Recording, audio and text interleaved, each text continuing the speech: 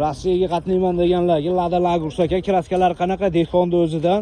Kraskasi qanaqa aka buni? Kapotda bu. Kapotda. Boshqa joyi toza. Qancha yurgan bu?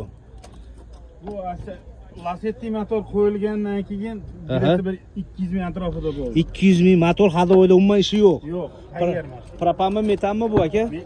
Propan. Propan. Bitta zapravka bilan qancha yuradi endi aka bu? Bitta zapravka bilan 450 yuraveradi. Qayerda mashinasi? Jalaqidog'da mashina. Jalaqidog'dagi pastda ekan nimasi? 7 ta o'rinliqmi bu? 54 talik, ha?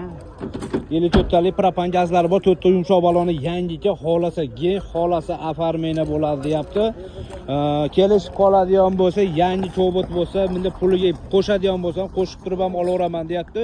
O'zini holatidaqa Cobaltga ham barter qilaveraman deyapti. Telefon raqamingiz, yo puli necha pul aka bu?